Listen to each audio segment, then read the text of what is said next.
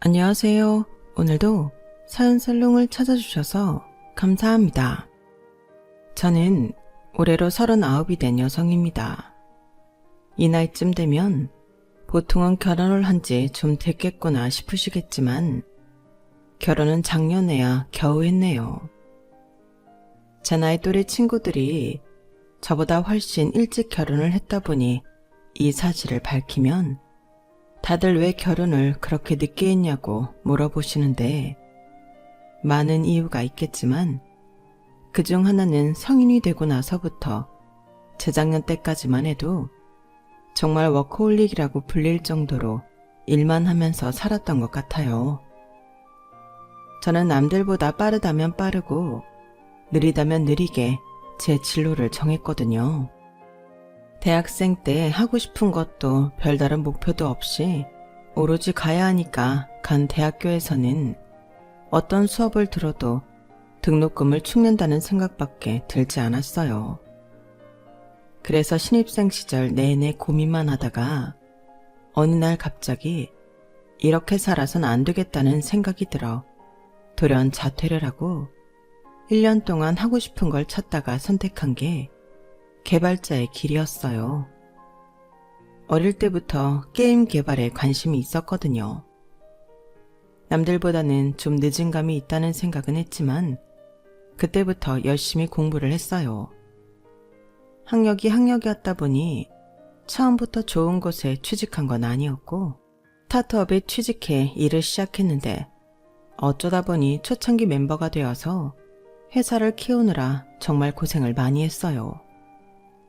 그래도 힘들게 취직한 만큼 다른 곳에 가고 싶은 생각은 없었고 하루하루 회사와 같이 성장하는 느낌이 성취감도 들고 좋더라고요. 그러다 보니 제 개인적인 시간을 가질 시간은 적었고 회사 일에 많은 시간을 투자하게 됐어요.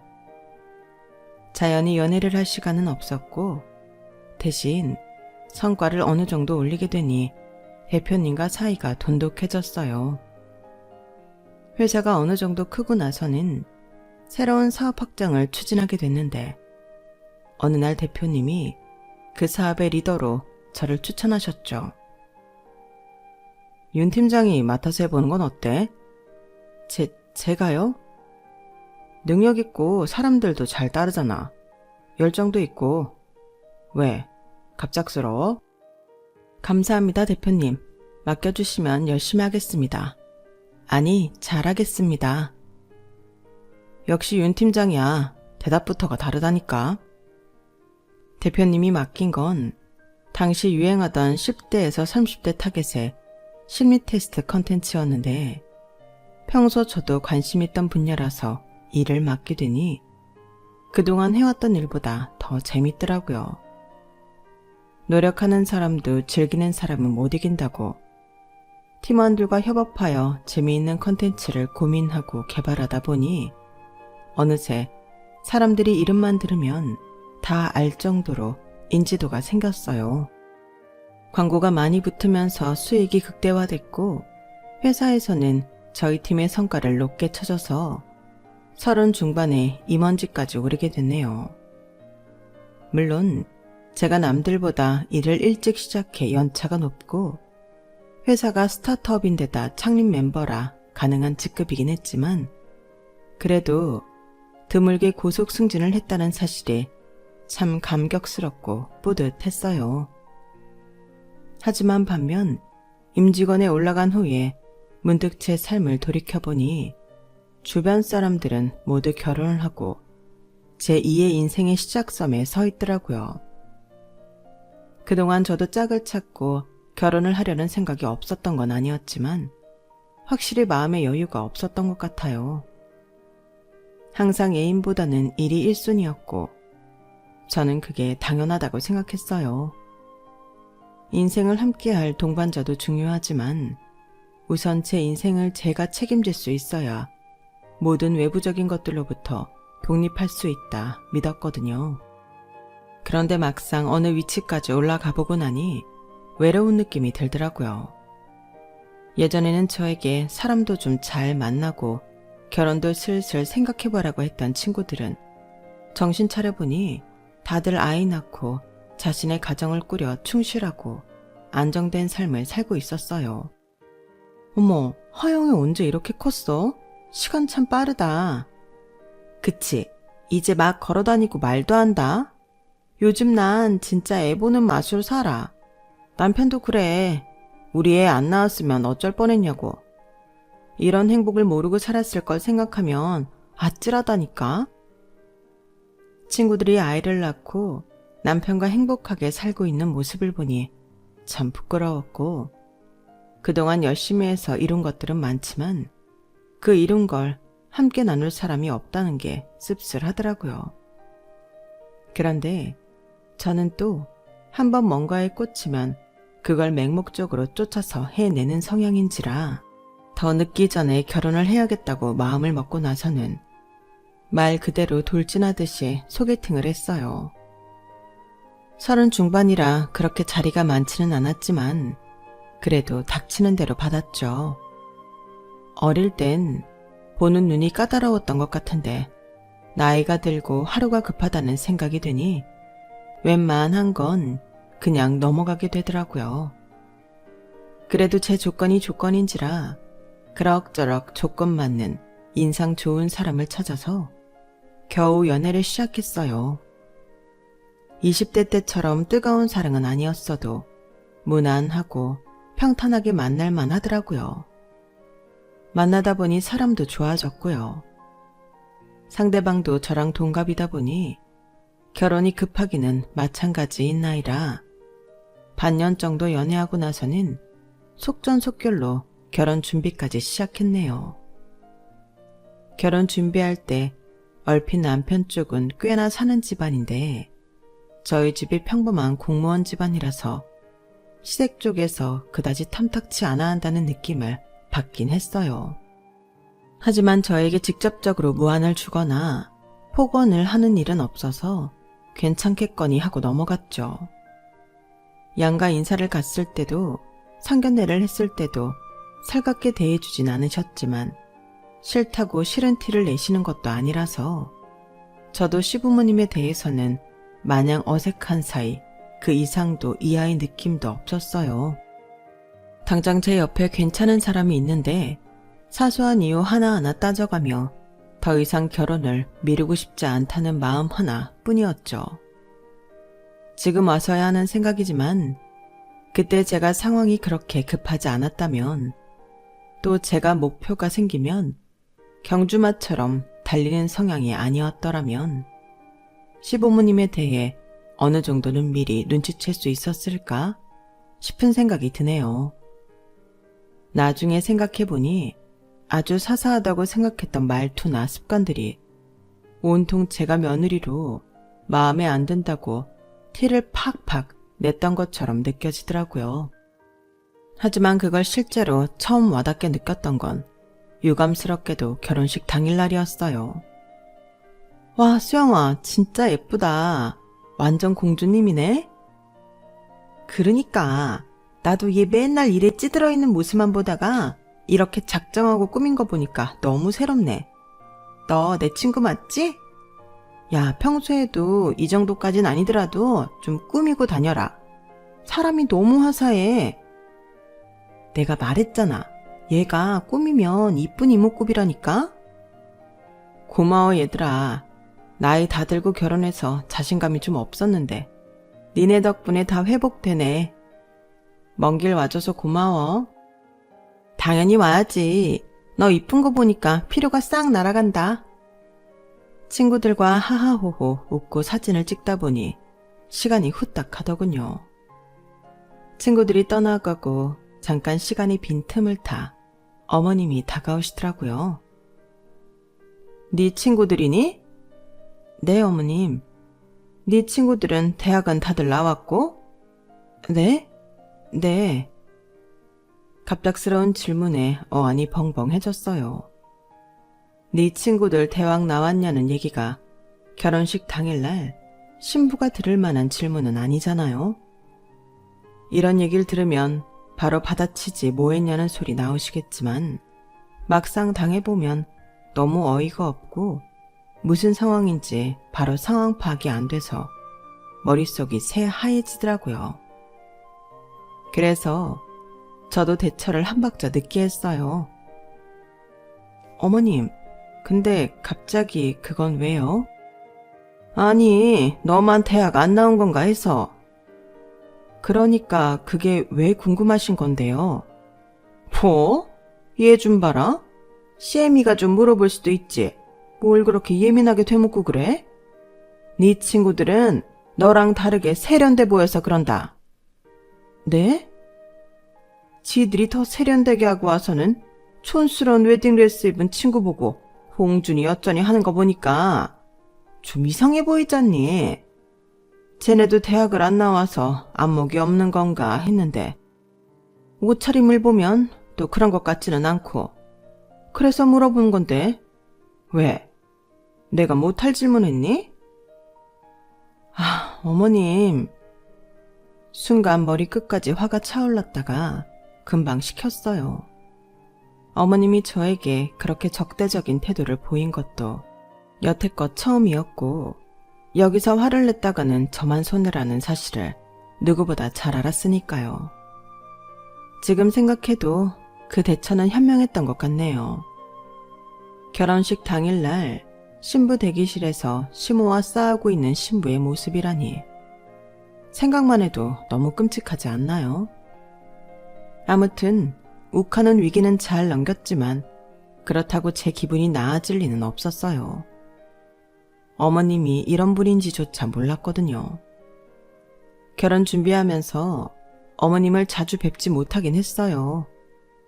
결혼 준비를 남들보다 좀 급하게 하다 보니 시간이 촉박하기도 했지만요. 제가 결혼식 당일 전까지 어머님을 뵌 건 딱 3번이었어요. 양가 부모님 인사드리러 갈 때와 상견례 때, 그리고 웨딩드레스를 고르러 갈 때요.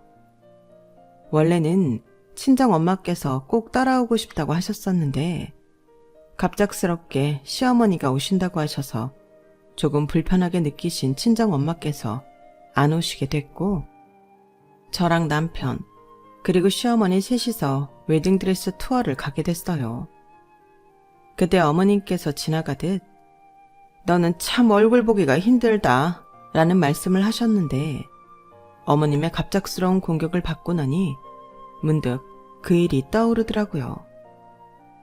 그땐 솔직히 드레스에 정신이 팔려있기도 했고 그 후로 별 말씀 없으셔서 그렇게 어물쩡 지나갔었어요.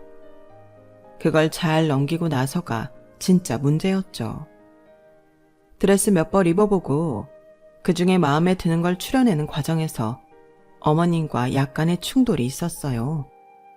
예비신부라면 다들 웨딩드레스 로망은 하나씩 있으실 텐데 제 로망은 팔뚝이 드러나는 튜브탑 드레스였어요. 그 드레스에 잘 어울리는 몸을 만들기 위해서 드레스 투어 전날까지도 열심히 상체 운동과 팔뚝 운동을 했을 정도로 저에게는 정말 꼭 입고 싶은 드레스였죠. 누군가는 드레스 많은데 꼭 그 디자인이어야 하나 할 수도 있겠지만 그동안 이날만을 위해 운동해온 만큼 저는 꼭 입고 싶었어요. 고생한 보람있게 입었을 때 아주 예쁘게 잘 맞더라고요. 남편 반응도 제일 좋았고요. 와, 여보, 진짜 너무 잘 어울린다. 다른 것도 예쁜데 이게 딱 당신 드레스 같아. 그치, 이걸로 할까? 나도 이것보다 더 마음에 드는 드레스는 없을 것 같은데. 좋지, 잘 어울리는데 당신 마음에 제일 드는 걸로 해야지. 더 볼 필요 뭐 있어. 이걸로 할게요. 직원분께 이야기를 하고 갈아입으려는데 한쪽 구정에서 뭐가 그리 못마땅한지 표정을 구기고 있던 시어머니께서 갑자기 허겁지겁 달려오시더라고요. 뭐야? 설마 이걸로 하려고? 네? 네. 왜 그러세요? 드레스가 이게 뭐냐? 입어보는 거야 자유니까 가만히 있었더니 청숙한 거 남사스러운 거 구분도 못하고 요즘 애들 안 그래도 어깨 다 까진 드레스 입는 것도 꼴 보기 싫어 죽겠던데 넌 하물며 소매는커녕 어깨끈도 없는 이런 요사스러운 드레스를 입겠다는 거야? 네? 어머님, 이거 요즘 유행하는 드레스예요. 별로 요사스러운 것도 아니고 남사스러운 것도 아니고 그냥 평범한 디자인이에요. 반팔 드레스보다야 노출이 좀 있다고 느끼실 수 있겠지만 특별히 가슴 쪽이 파인 것도 아니고 그냥 신부들이 많이 입는 스타일이에요. 많이 입기는? 너 내 나이가 되면 결혼식을 얼마나 많이 가는 줄 알기나 하고 하는 말이니? 이렇게 아무것도 없는 드레스 입고 결혼하겠다는 사람은 처음 본다. 예, 이럴 거면 이불로 몸을 둘둘 감싸고 결혼하지 그러니? 별로 다를 것도 없어 보이는데. 엄마, 무슨 말씀을 그렇게 하세요. 예쁘기만 한데. 너는 네 마누라니까 이뻐 보이겠지. 온 집안 어른들 다 참석하는 자리에 저러고 오면 세상 어떤 어른이 달갑게 봐? 결혼식이 젊은이들끼리 하는 파티면 나도 아무 말 안 한다. 이건 집안 어른들도 다 참석하는 행사니까 내 말 듣는 게 나아. 웬만하면 아까 맨 처음에 입었던 반팔 드레스로 해라. 내가 뭐 목까지 꽉 막혀있는 긴팔 드레스 입으라는 소리가 아니잖니. 이 정도는 양보할 수 있지 않니? 순간 숨이 꽉 막힌 듯 답답한 기분이 들었지만 애써 웃는 얼굴로 대답을 했어요. 어머님, 다른 건 다 양보해도 어떻게 웨딩드레스를 양보해요. 결혼식은 그래도 신부가 주인공인 날이잖아요. 이날만큼은 제가 원하는 거 입게 해주세요. 평소에 어머님이나 어른들 뵈러 갈 땐 당연히 단정하게 입죠. 한 번뿐인 결혼식인데 제 소원 좀 풀게 해주세요. 아니, 고작 그런 거 입는 게 네 소원이냐? 네, 다른 건 다 어머님 하자는 대로 해드릴게요. 드레스만큼은 그러려니 해주세요. 그래 엄마, 엄마가 괜히 민감하게 구는 거라니까. 저 정도는 요즘 어딜 가나 다 입는 거야. 그러니까 내가 그냥 따라오지 말고 집에 있으라고 했잖아요. 오면 괜히 이리저리 간섭하고 싶지. 엄마 때문에 장모님은 딸 드레스 여러 벌 입어보는 거 구경도 못 하셨는데 원하는 드레스도 못 입게 하면 되나. 다행히 남편이 제 편을 잘 들어줘서 큰 갈등은 없었어요. 어머님은 남편의 말에 심기가 불편한 듯 헛기침 몇 번 하시고는 마음대로 해라. 마음대로들 해. 하고는 자리를 뜨셨거든요. 그렇게 가버리시니 제 마음이 편하진 않았지만 자신이 알아서 잘 달래보겠다는 남편의 말에 더는 신경을 쓰지 않았고 그 뒤로 결혼식 날 뵙게 된 거였어요. 제 입장에선 다 잘 해결된 줄 알았는데 어머님께서 하필 저렇게 결혼식 당일날 일부러 그러시듯 제 신경을 긁는 말씀을 하시니 기분이 몹시 상할 수밖에 없었죠. 하지만 결혼식이 시작되고 나니 기분 나빴던 건 싹 잊혀졌어요. 눈물이 글썽글썽한 저희 부모님 얼굴을 보니 나빴던 감정은 싹 사라지더라고요. 사랑하는 사람들의 축하 속에서 버진 로드를 걷고 행복한 감정에 취해 있다가 결혼식이 다 끝나고 나서야 시어머니의 얼굴이 다시 제대로 보였어요. 기분 탓인지는 몰라도 그때 저를 바라보던 어머님의 표정은 아직까지 잊혀지지 않을 정도로 냉랭했어요. 어머님과 대놓고 싸운 것도 아닌데 저를 저렇게 대하는 이유를 도저히 모르겠더라고요. 만난 것도 손에 꼽아서 어머님과 제 사이에 에피소드라고는 고작 드레스샵에서 있었던 일이 전부인데도요. 그래서 신혼여행을 가는 비행기 안에서 남편에게 슬쩍 물어봤죠. 여보, 근데 어머님이 나 별로 안 좋아하셔? 응? 갑자기 그게 무슨 소리야? 아니, 그전까지는 몰랐는데 어머님이 오늘 이상한 소리를 좀 하셔서. 그리고 나 보시는 눈도 좀 차가운 것 같고. 이상한 소리? 무슨 소리?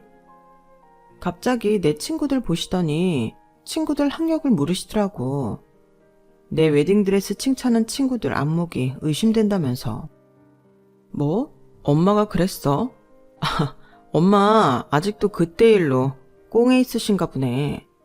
됐어. 당신은 신경 쓰지 마. 그냥 엄마가 원하는 드레스 안 입었다고 당신한테 심술내는 거야. 그냥 이대로 넘겨도 되는 거야? 난 솔직히 아까 심장이 다 철렁했어. 어머님이 나한테 너무 공격적으로 대하셔서.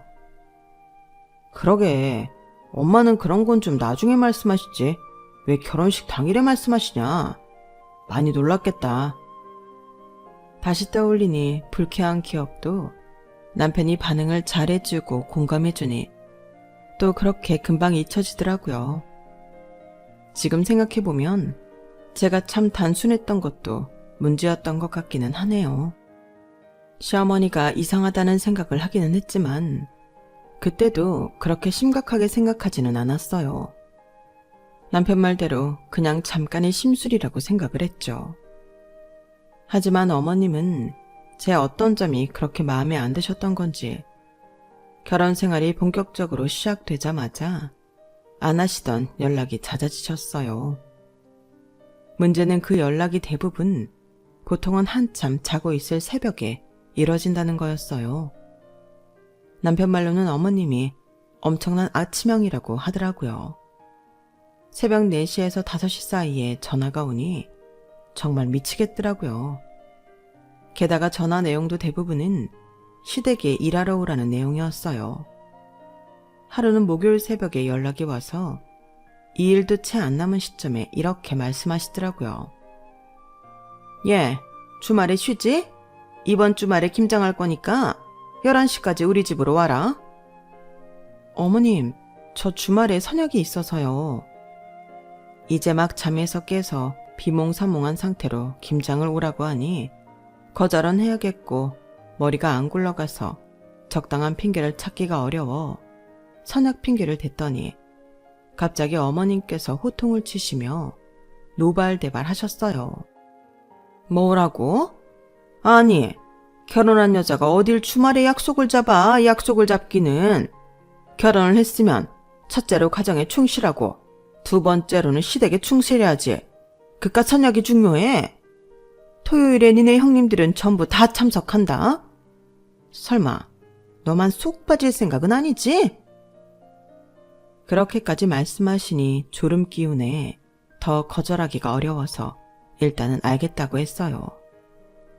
사실 선약은 없었고 그 주 내내 일에 시달리느라 토요일에 김장까지 하러 갈 엄두가 안 났었거든요. 그래서 거절을 하려고 했던 건데 형님들은 다 오신다고 하고 이렇다 할 명분이 없으니 울며 겨자 먹기로 나갈 수밖에 없겠더라고요. 그런데 막상 당일이 다가오니 약간 억울한 생각도 들더라고요. 너는 애가 손이 왜 이렇게 느려? 집안일 한 번도 안 해봤니? 니네 형님들 좀 봐라. 얘네가 세 포기 할 동안 한 포기 붙잡고 있는 게 말이 되니? 하기 싫은 티 내는 거야. 어머님, 막내 동서가 아직 일이 익숙치 않아 그래요. 하다 보면 속력이 붙겠죠. 처음이니까 너무 다그치지 마시고 봐주세요. 첫째 형님께서 저를 나무라시는 시어머님을 진정시켜 주시는데 속에서 뭔가 울컥하더라고요.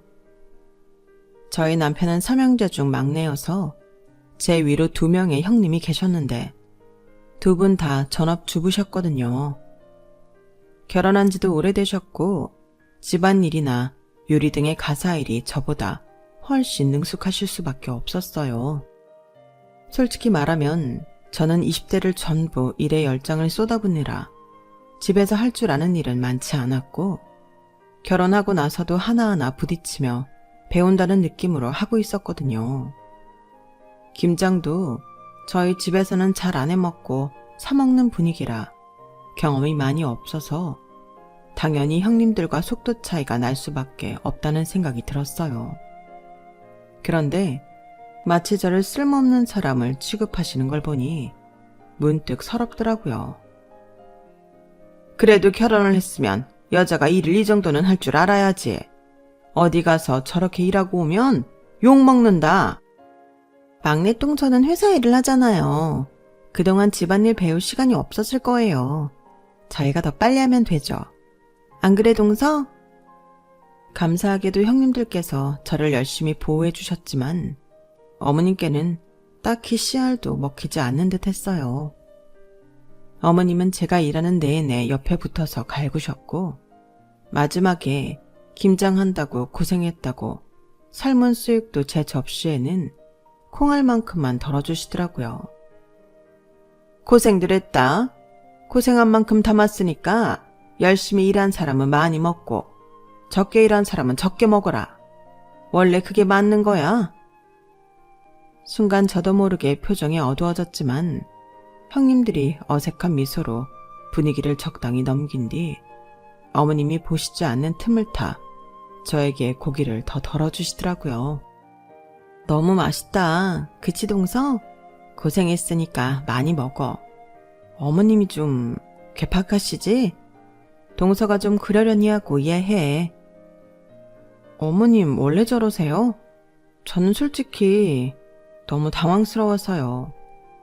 그러게, 동서는 직장인이니까 우리보다 못하는 게 당연한데. 우리도 사실은 시집 처음 왔을 때 일 못해서 어머님한테 엄청 혼나면서 배웠어. 우리 둘은 시집 온 시기가 거의 비슷해서 같이 혼나면서 배웠다지만 동서는 전업주부가 아니니까 딱히 그럴 필요도 없을 것 같은데 왜 그러실까? 이런 대화를 하면서도 개인적으로 좀 답답했던 건 형님들이 착해도 너무 착하고 순하다는 거였어요. 사실 전업주부던 직장인이던 시어머니가 며느리를 집안일 미숙하다고 혼내는 게 당연한 건 아니잖아요. 좋게 말하면 긍정적인 걸 수는 있지만 형님들은 어차피 배워두면 좋은 거다 생각하고 어머님의 갈굼을 함께 견뎌오신 것 같더라고요. 두 형님들께서 그렇게 견뎌내셨으니 어머님 입장에선 제 태도가 반항적이라고 느끼실 수도 있겠다는 생각은 들더라고요. 그렇다고 저는 형님들처럼 부당한 대우를 가만히 견디고 싶지는 않았어요. 수유까진 어찌저찌 형님들의 달램을 통해 넘어갔는데 어머님께서는 마지막 집에 갈 때까지 저에 대한 차별을 멈추지 않으시더라고요. 자, 너는 느릿느릿해서 많이 못했으니까 한 포기만 가져가라.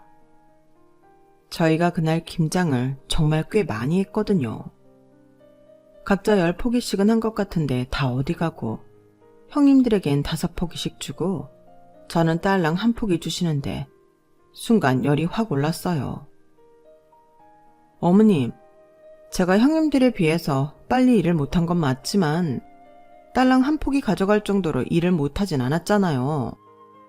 제가 한 것만 해도 8포기 정도는 될 텐데 어떻게 손 느리다고 딸랑 한 포기만 주세요. 이거 저만 먹는 것도 아니고 어머님 막내 아들도 같이 먹는 거예요. 뭐? 그러게 누가 일을 그렇게 느리게 하래? 자기가 일을 못해놓고 누구 탓을 하는 거야? 그래놓고 감히 내 아들을 먹여? 내 아들 잘 먹이고 싶었으면 네가 뼈 빠지게 일을 했었어야지. 너 직장인이라는 핑계로 일 못한다면서 남들보다 일 적게 하는 거 그게 얼마나 악질적인 건 줄 알기나 알아? 형님들이 가만히 이해해주고 있으니까 그게 진짜 당연한 건 줄 알아? 까불지 말고 주는 대로 받아.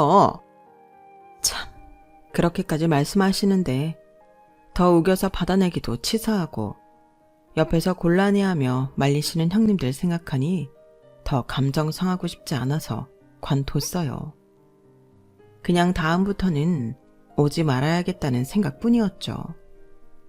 하지만 어머님은 이런 식으로 하루 또는 이틀 전 새벽에 일방적인 통보로 시댁에 집합시키는 일이 점점 잦아지셨어요. 하루는 김장, 하루는 대청소, 하루는 집안 수리 등등 핑계는 셀 수도 없이 다양하더라고요. 형님들 다 오는데 설만 너만 안 올 거냐는 압박 때문에 몇 번 더 참석했지만 저도 회사 일이 바빠지는 시즌이 다가오니 더 이상은 무리해서 나가고 싶지 않더라고요. 어머님, 죄송하지만 저 이번엔 정말로 못 갈 것 같아요. 그리고 웬만하면 점심시간 때쯤 연락해 주시면 좋겠어요. 저는 이때 전화를 받으면 너무 일찍 깨서 일할 때 너무 힘이 들어요. 부탁 좀 드릴게요. 뭐? 내 살다 너처럼 회사 다닌다고 유세 떠는 인간은 처음 본다. 형님들은 이 시간에 전화 받을 거 다 받고도 찍소리를 안 하는데 혼자 뭐? 점심시간 때 연락을 하라고? 내가 며느리한테 할 말이 있다는데 시간까지 확인해가면서 눈치 보고 말해야 돼? 그게 아니라요, 어머님. 그 시간에 다른 분한테 전화를 해보세요. 받으시나. 며느리들이니까 이 시간에 전화해도 받는 거죠. 아니면 저 말고 남편한테 전화해서 전달해 주세요. 아들이니까 더 편하실 거 아니에요. 너는 대체 예뻐할 구석을 눈 씻고 찾아볼 래도 없다. 평생 보고 살 거 말이라도 좀 예쁘게 하면 덧나니? 그냥 너한테 연락하지 말라 이거니? 나도 너 와서 일 줘서 똑바로 안 하는 거 보면 내 속이 다 터지고 꼴도 보기 싫은데 그렇다고 소외시키기도 그래서 부르는 거야. 내가 뭐 너 예뻐서 부르는 줄 알아? 정말 새벽에 그런 폭언들을 들으니 저도 이성이 확 날아가더라고요. 차라리 어머님과 대판 싸우고 연을 끊는 한이 있더라도 할 말은 해야겠다 싶은 생각이 확 들었어요. 네, 어머님. 그러면 저 안 부르시는 게 어머님한테도 좋으시겠네요. 저도 어머님 속이 그렇게 썩으신다는데 굳이 얼굴 비춰서 어머님 힘들게 해드리고 싶진 않아서요. 아쉽지만 어쩔 수 없죠. 집안 행사 있을 때만 나갈게요. 너는 지금 그걸 말이라고 해? 기가 막혀. 얘가 아침부터 시엠이 혈압을 확 올리네. 그래, 너 잘났다. 너 집안 행사 때 놓을 필요 없다. 한 번이라도 우리 집에 오기만 해봐. 내가 가만 안 둘 테니까. 네, 어머님. 건강하시고 행복하세요. 짜증이 나서 저 말만 하고 확 끊어버렸어요. 그 뒤로 어머님께 전화가 몇 통 더 왔는데 차단해버렸네요. 이래도 되나 싶은데 저도 업무 스트레스가 과다한 상태에 잠도 부족한데 새벽 4시에 저런 전화를 받고 있으니 감정 조절이 잘 안 되더라고요. 꼭 전해 들어야 할 이야기가 있으면 남편이 해주겠지 싶어서 별로 걱정은 없었어요. 남편은 제가 이렇게 괴롭힘 당하는 동안 뭘 하고 있었나 싶으시겠지만 남편에게 따로 말을 못한 이유가 있기는 했어요.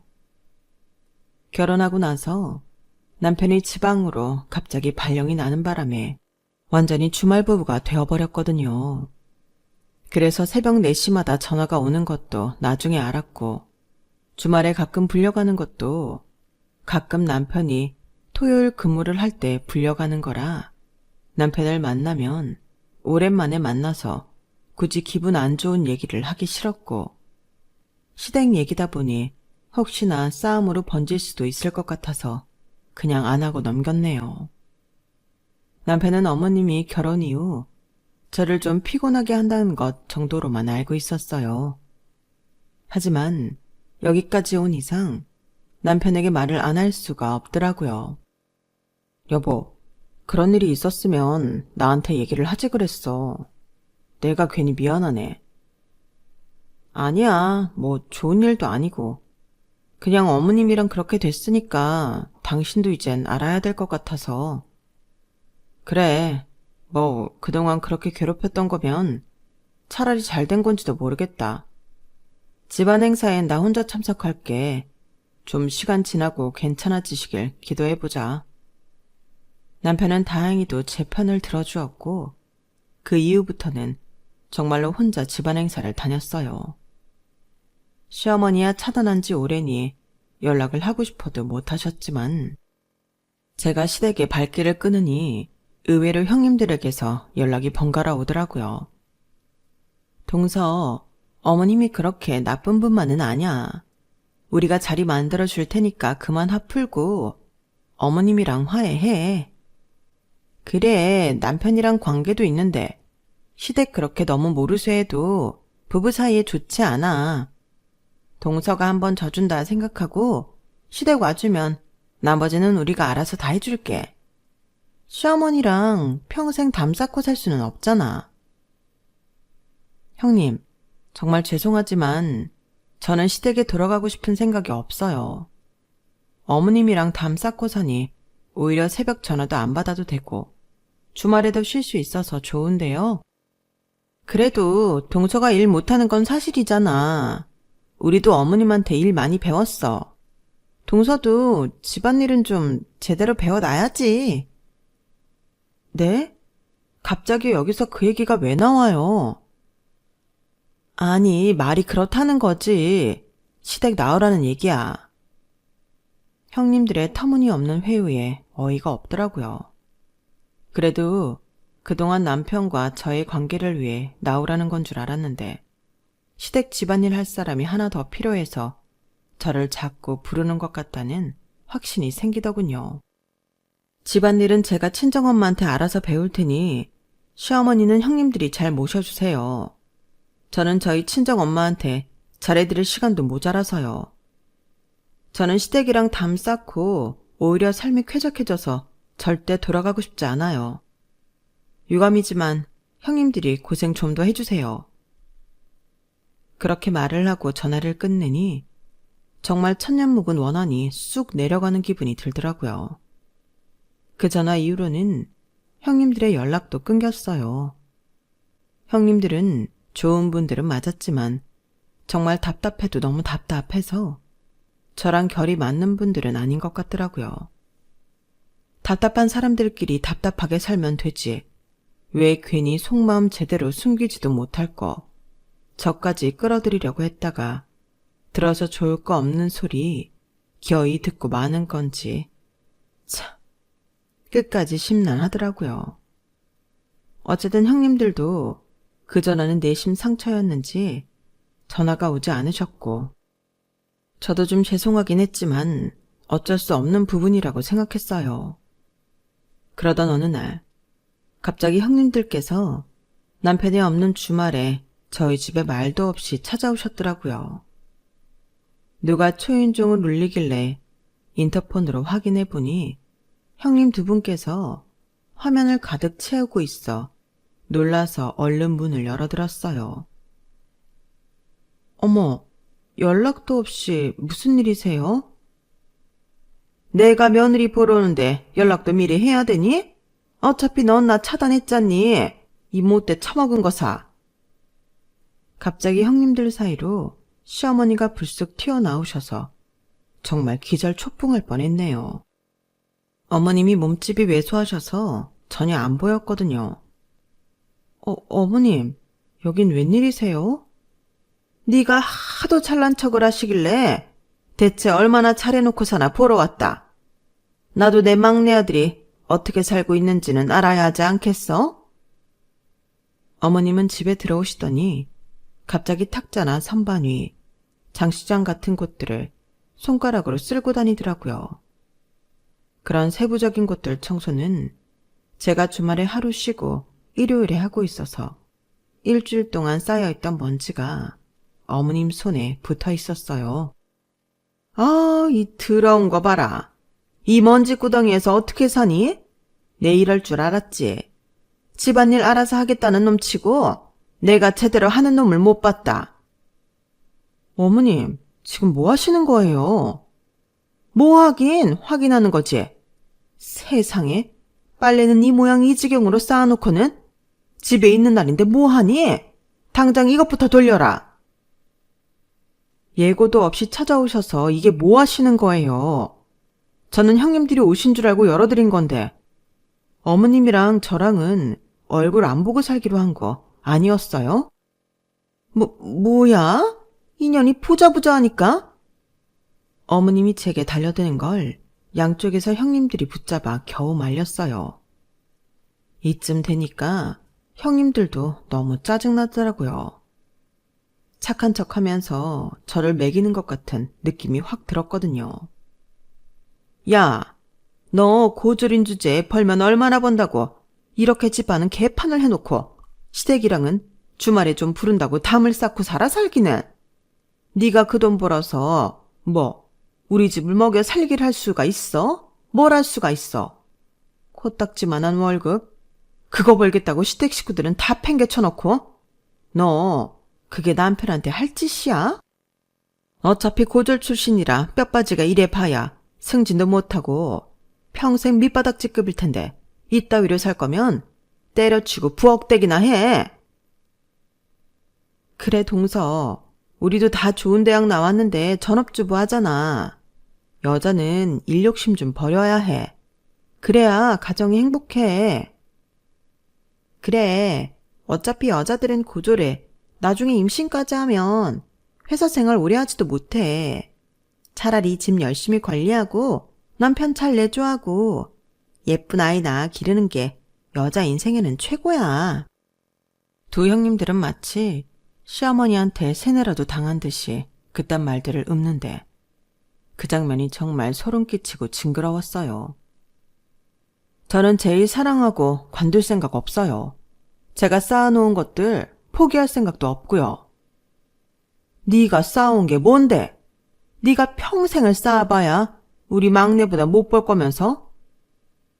아, 못 들으셨나 보네요. 제가 남편보다 많이 버는 거. 뭐? 이건 저도 어머님과 대화하며 처음 알게 된 사실이었는데 제 입으로 시댁 식구들에게 남편보다 직급도 높고 잘 번다는 얘기를 굳이 할 필요는 없으니 안 하고 있었거든요. 그래도 어느 정도 제 경제 상황에 대해서는 알고 계실 줄 알았는데 남편도 따로 이야기는 안 한 모양이었어요. 어쩐지 벌어오는 돈이 얼마고 제 연차의 직급이 얼만데 주구장창 고졸 타령만 해서 어이가 없었는데 저를 그렇게 무시 못해서 안달난 이유를 알겠더라고요. 이렇게 연 끄는 마당에도 다짜고짜 집에 찾아와서 사랑 기분을 기어이 망쳐놓는 꼴을 보니 다시는 그런 소리 못하게 한번 콧대를 뭉개놔야겠다는 생각이 들었어요. 뭐? 네가 막내보다 많이 벌어? 어이가 없어서. 막내는 너보다 훨씬 버젓한 대학 나와서 정석 코스 밟은 애야. 너 뭐 어디 연봉 1억은 받고 얘기하니? 그것도 못 받으면 사람이 아니지. 연봉 1억이요? 됐고요. 보여드릴 게 있으니 따라오기나 하세요. 저는 어리둥절한 형님들과 시어머니를 태우고 회사에 갔어요. 한참 바쁜 시기라 출근해서 일을 하고 있던 직원들이 몇 있어서 저를 보고는 깜짝 놀라더라고요. 본부장님, 주말에 웬일이세요? 본부장?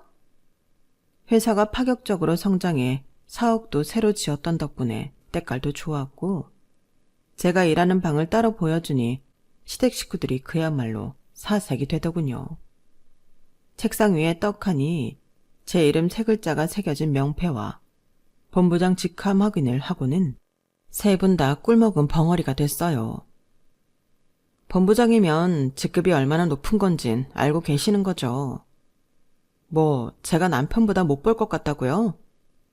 남편은 고작 해봐야 이제 차장인데 차장이랑 본부장 차이가 얼마나 나는지는 아세요?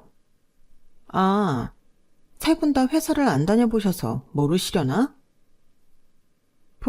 본부장이면 많이 벌기는 하겠네요, 어머님. 그러게요. 나는 동서가 하도 검소하게 다녀서 회사에서 이렇게 높은 직급일 줄은 몰랐네. 이 정도 직급이면 계속 다닌 게 맞지. 우리가 오해를 했네.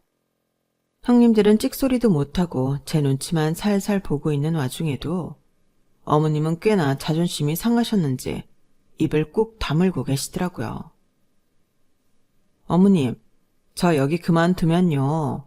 어머님 막내 아들 뼈 빠지게 고생해야 돼요. 어머님 아들이 편하게 사는 게 다 제가 열심히 일해서 그래요. 저 그만두면 남편이 가끔 갖다 드리는 목돈도 없어지는 거예요. 이제 아시겠죠? 그래, 뭐 생각보단 제법 하고 사는구나. 그럼 저 여기 계속 다녀도 되겠죠? 방해 안 하실 거죠? 그래. 고졸이라고 무시도 안 하실 거고요. 그래, 알았다. 알겠다고. 어머님은 갑자기 역정을 내시더니 방을 휙 나가버리셨어요. 남아있는 형님들은 서로 어색하게 바라보더니 어머님을 붙잡는 신용을 하러 급하게 나가더군요. 어머님 어디 가세요? 셋 다 벙쪄서 저러고 있는 꼴을 보니 정말 기가 막히고 어이가 없어서 뒤늦게 웃기더라고요. 그날 이후로는 정말로 연락이 싹 끊겼어요. 형님들한테 마저도요. 굳이 이렇게까지 해야 되나 싶기도 하지만 이렇게라도 하지 않았으면 아직도 시달렸을지도 모른다고 생각하면 아찔하네요. 사람을 학력만 보고 무시하더니 차라리 잘 됐어요. 나이 들면 무언가 잘못된 점이 있어도 주변에 고쳐주려는 사람도 적고 그럴 기회도 없는데 어쩌면 밖에서는 못 얻을 가르침을 제가 대신 드린 게 아닌가 싶거든요. 본인들이 어떤 세상에 살고 있는지 몰라도 사람들이 생각보다 꽤나 다양한 모습으로 자신만의 길을 가고 있다는 걸 저 고리타분한 사람들이 깨우치는 계기가 됐다면 좋겠네요. 그럼 며느리들과의 관계도 더 좋아질 수 있을 텐데요. 제 이야기는 여기까지입니다. 소중한 가족들과 소중한 마음 나누시면서 행복하셨으면 합니다. 여러분, 사연 댓글에 응원과 현명한 조언 부탁드려요. 좋아요와 구독은 저에게 큰 힘이 됩니다. 오늘도 좋은 일 가득하세요.